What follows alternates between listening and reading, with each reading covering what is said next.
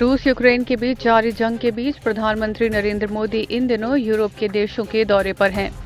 सभी अन्य देशों की निगाहें पीएम मोदी पर टिकी हुई हैं कि पीएम मोदी इस दौरे के दौरान यूरोप के देशों से क्या-क्या समझौते करते हैं। इसी बीच पीएम मोदी ने बुधवार को डेनमार्क में आइसलैंड के प्रधानमंत्री से मुलाकात कर कई मुद्दों पर चर्चा की। साथ ही पीएम मोदी ने स्वीडन के प्रधानमंत्री मैग्डेलेना एंडरसन से भी मुलाकात की और दोनों नेताओं ने द्विपक्षीय संबंधों को मजबूत बनाने के तरीकों पर चर्चा की।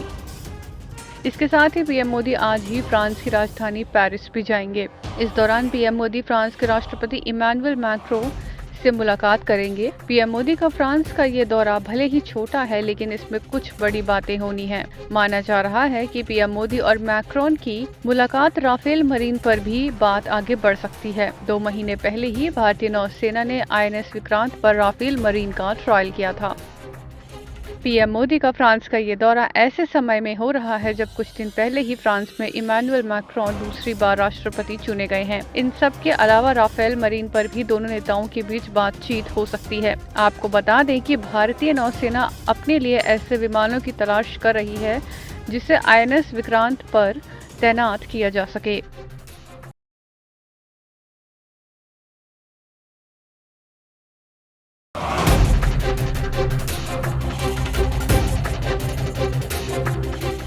लाउडस्पीकर पर अजान को लेकर महाराष्ट्र में जारी सियासी दंगल आज नए दौर में पहुंच गया है। MNS के कार्यकर्ता आज सुबह से सड़कों पर निकल पड़े। दरअसल राज ठाकरे का कल तक का अल्टीमेटम पूरा हो गया है। अल्टीमेटम के मुताबिक आज से जिन मस्जिदों में लाउडस्पीकर पर अजान होगी वहां MNS कार्यकर्ता हनुमान चालीसा पाठ करेंगे और आज ऐसा होता दिखा भी। मुंबई के साथ महाराष्ट्र में कई इलाकों में हनुमान चालीसा करते कार्यकर्ताओं की तस्वीरें भी सामने आने लगी। राज ठाकरे की धमकी पर अमल करते हुए MNS के कार्यकर्ताओं ने नवी मुंबई में मस्जिद के पास हनुमान चालीसा का पाठ किया। इसके बाद अलग अलग जगहों से कुछ कार्यकर्ताओं की गिरफ्तारी हुई। महाराष्ट्र पुलिस की तरफ से जानकारी दी गई कि MNS के 250 कार्यकर्ता अब तक हिरासत में लिए जा चुके हैं। इन सब के बीच मनसे प्रमुख राज ठाकरे ने एक बार फिर ऐलान किया है कि जहां मस्जिदों से लाउडस्पीकर नहीं उतरेगा वहां हनुमान चालीसा होगी। 135 मस्जिदों के ऊपर सुबह 5 बजे के पहले जो सुप्रीम कोर्ट ने जो बताया वो नियम तोड़कर 135 मस्जिदों के ऊपर सुबह अजान लगाई गई लाउडस्पीकर के ऊपर। मैं पूछ रहा हूँ महाराष्ट्र की पुलिस को, इन 135 मस्जिदों के ऊपर आप कौन सी कार्रवाई करने वाले हैं? आप हमारे कार्यकर्ताओं को पकड़ रहे हैं और इनके ऊपर कौन सी कार्रवाई कर रहे हैं? आपको मैं बता दूं कि ये एक दिन का आंदोलन नहीं है, ये जारी रहेगा और इसके बाद भी जहाँ जहाँ पे ये जो सुप्रीम कोर्ट ने डेसिबल का जो नियम बताया है, मैंने आपको बताया कि सुप्रीम कोर्ट ने जो बताया है कि 45 से 55 तक डेसिबल होना चाहिए लाउडस्पीकर का। 45 से 55 डेसिबल का लाउडस्पीकर होना चाहिए। इसका मतलब है हमारे घर में हम लोग जो मिक्सर लगाते हैं, ग्राइंडर मिक्सर जो लगाते हैं, उसका जो आवाज़ रहता है उतना आवाज़। अगर इसके आगे जाएंगे तो उनके ऊपर कार्रवाई होनी चाहिए, ये सुप्रीम कोर्ट ने कहा है। मैं देख रहा हूँ कि कार्रवाई हो रही है या नहीं हो रही है। आपको बता दें कि राज ठाकरे ने उद्धव सरकार को 4 मई तक मस्जिदों से लाउडस्पीकर हटाने का अल्टीमेटम दे दिया था। उन्होंने कहा था कि मनसे के कार्यकर्ता उन सभी स्थानों पर हनुमान चालीसा का पाठ करेंगे जहां लाउडस्पीकर से अजान की आवाज आती है, जिसके बाद पूरे महाराष्ट्र में इन दोनों राजनीतिक पार्टियों की लड़ाई अजान बनाम हनुमान चालीसा में बदल गई है।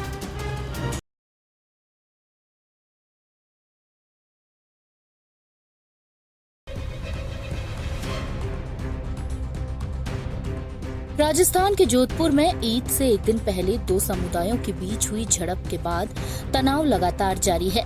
मामले में अब तक 97 लोग गिरफ्तार किए जा चुके हैं। इंटरनेट सेवा आगामी आदेश तक स्थायी रूप से बंद कर दी गई है। इसके साथ ही हिंसक झड़पों में 4 पुलिस कर्मियों के साथ घायल 16 लोगों का इलाज जारी है। इलाके में नजर बनाए रखने के लिए जिले में भारी पुलिस बल तैनात है। जानकारी के मुताबिक स्थिति पर नजर रखने के लिए ड्रोन की मदद भी ली जा रही है। दूसरी ओर जोधपुर में हुई सांप्रदायिक हिंसा के मामले में बीजेपी और कांग्रेस आमने सामने आ चुकी है।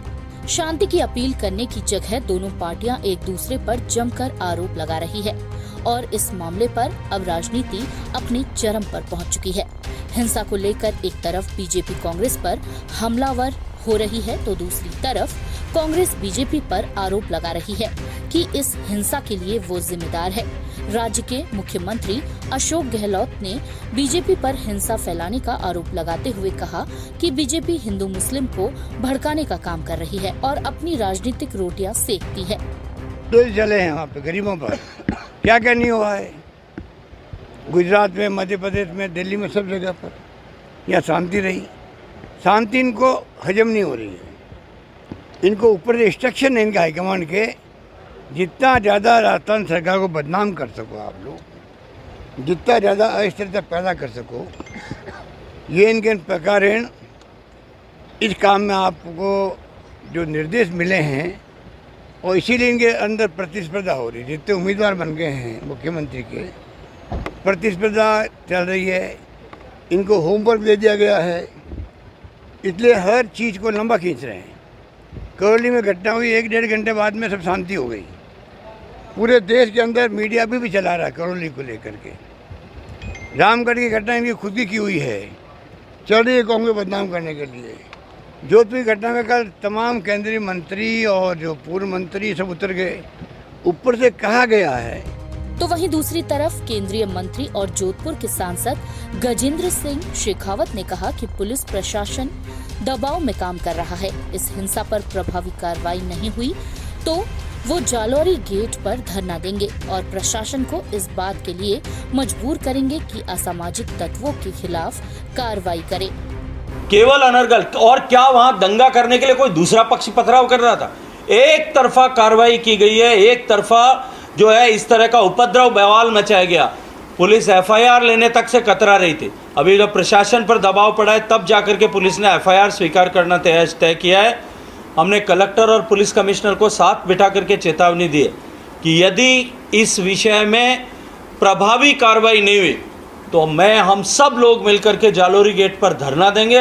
हजारों की संख्या में लोगों के साथ में बैठेंगे और वहां बैठ करके प्रशासन को इस बात के लिए मजबूर करेंगे कि प्रशासन जोधपुर की शांति और भाईचारे को बिगाड़ने वाले ऐसे सारे असामाजिक तत्वों के खिलाफ।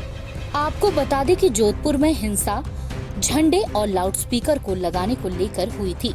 जालौरी गेट चौराहे पर परशुराम जयंती के मौके पर सर्किल पर भगवा झंडे और बैनर लगाए गए थे। ईद से पहले एक समुदाय के लोगों ने पुराने झंडे बैनर हटाकर वहां अपने झंडे और लाउडस्पीकर लगा दिए। साथ ही स्वतंत्रता सेनानी बाल मुकुंद बिस्सा की मूर्ति से बांधकर एक बड़ा सा धार्मिक झंडा फहरा दिया। झंडे हटाने का वीडियो वायरल होने के बाद पथराव और तोड़फोड़ की घटना हुई। अगले दिन ईद की नमाज के बाद भी पथराव हुआ। फिलहाल अब हालात काबू में हैं।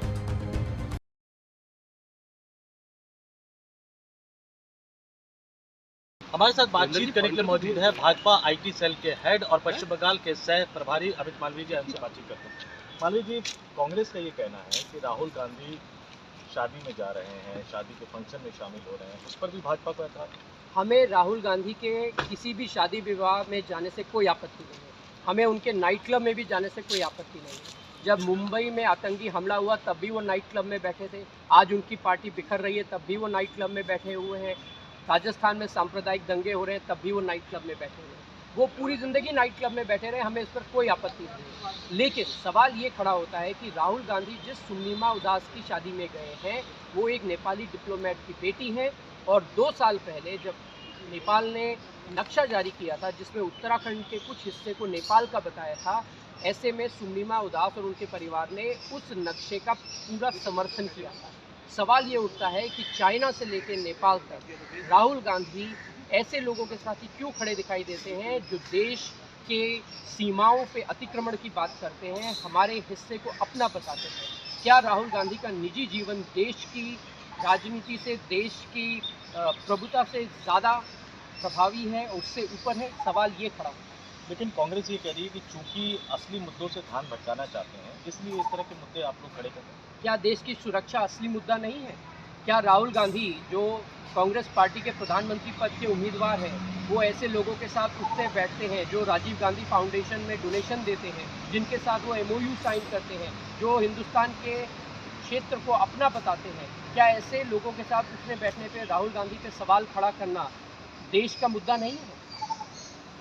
एक बड़ा सवाल एक नैरेटिव भी सेट किया जा रहा है भाजपा को लेकर कि जब से आप लोग सत्ता में आए हैं, देश के सांप्रदायिक माहौल को लेकर अभी कई प्रदेशों में हुई, राजस्थान में अभी हाल ही में हुआ, और वहाँ के मुख्यमंत्री कह रहे हैं कि जहाँ जहाँ चुनाव होता है वहाँ वहाँ भाजपा इस तरह का माहौल खड़ा करने की कोशिश करती है। राजस्थान के मुख्यमंत्री कौन? अशोक गहलोत। गृह मंत्री कौन? अशोक गहलोत। सरकार किसकी? कांग्रेस की। वहाँ दंगों की जिम्मेदारी किसकी? अशोक गहलोत की। जोधपुर जो उनका गृह जिला है, वहाँ पे कभी दंगे होते हैं, उसकी जिम्मेदारी कौन? अशोक गहलोत की। करौली में दंगे हुए, मतलूब अहमद कांग्रेस का काउंसलर, उसके जिम्मेदार कौन? कांग्रेस। भाजपा कहाँ से आ गई? मुस्लिम परस्त राजनीति कांग्रेस करती है, तुष्टीकरण की राजनीति कांग्रेस करती है, और दोष भाजपा से। अगर आपसे सत्ता नहीं संभल रही तो छोड़ दीजिए, लेकिन देश के साथ, प्रदेश के साथ, जनता के साथ खिलवाड़ मत करिए। तुष्टीकरण की राजनीति कर करके ही आज कांग्रेस का ये हाल है कि 2 प्रदेशों में सिमट कर रह गए। एक सवाल महाराष्ट्र को लेकर भी खड़ा हो रहा है। हनुमान चालीसा को लेकर विवाद है, राज ठाकरे के खिलाफ FIR दर्ज कर लिया गया, उनके करीबी लोगों की गिरफ्तारी हो रही है। अब क्या हनुमान चालीसा पढ़ने और ना पढ़ने को लेकर भी इस तरह का विवाद देश में खड़ा हो? देश का कानून है, सुप्रीम कोर्ट का आदेश है कि मस्जिदों पे लाउड स्पीकर नहीं लगने चाहिए, और अगर लाउड स्पीकर लगे तो उनकी आवाज़ एक स्तर के नीचे होनी चाहिए। ये कानून अगर उत्तर प्रदेश में लागू किया जा सकता है तो महाराष्ट्र में क्यों नहीं? क्यों एक समुदाय विशेष को इस प्रकार की रियायत दी जा रही है? स्वाभाविक रूप से अगर आप एक समुदाय की तुष्टीकरण करेंगे तो दूसरा समुदाय भी अपने हक को मांगेगा, और प्रदेश में कानून व्यवस्था बनाए रखने की जिम्मेदारी उद्धव ठाकरे की है, वहाँ की NCP कांग्रेस शिवसेना सरकार की है, सिर्फ इसलिए क्योंकि NCP और कांग्रेस मुस्लिम तुष्टीकरण की राजनीति करती है और शिवसेना उनके बिना सरकार में नहीं रह सकती है, इसलिए इस प्रकार का बवाल महाराष्ट्र में उठ रहा है। ये सवाल आपको उद्धव ठाकरे से पूछना चाहिए। एक आखिरी सवाल है, पश्चिम बंगाल के सह प्रभारी है, गृह मंत्री अमित शाह पश्चिम बंगाल के दौरे पे जा रहे हैं।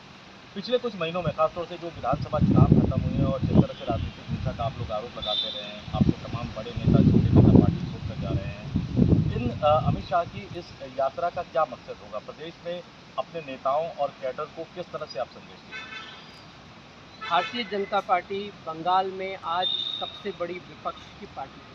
जिस प्रकार की हिंसक घटनाएं पिछले 1 साल में वहाँ देखी गई, चुनाव के तुरंत बाद, वो सारे मामले इस वक्त कोर्ट के संज्ञान में हैं, CBI के संज्ञान में हैं, और लगातार वहाँ पर महिलाओं के प्रति जो अपराध हो रहे हैं, जिस प्रकार से पॉलिटिकल किलिंग्स हो रही हैं, सभी पार्टी के कार्यकर्ताओं को निशाने पे लिया जा रहा है, और ममता बनर्जी प्रदेश की गृह मंत्री के नाते इन सारी घटनाओं के लिए जिम्मेदार है। स्वाभाविक रूप से गृह मंत्री जी का प्रवास वहाँ पर प्रदेश के कार्यकर्ताओं और प्रदेश की हालात पे एक बहुत बड़ा स्टेटमेंट है। बिल्कुल, से बात करने के लिए बहुत बहुत धन्यवाद। तो अमित मालवीय जी। साफ हमला बोल रहे हैं कांग्रेस पर और राहुल गांधी पर, और इसके साथ ही महाराष्ट्र सरकार पर, राजस्थान के मुख्यमंत्री पर, और पश्चिम बंगाल की TMC सरकार पर।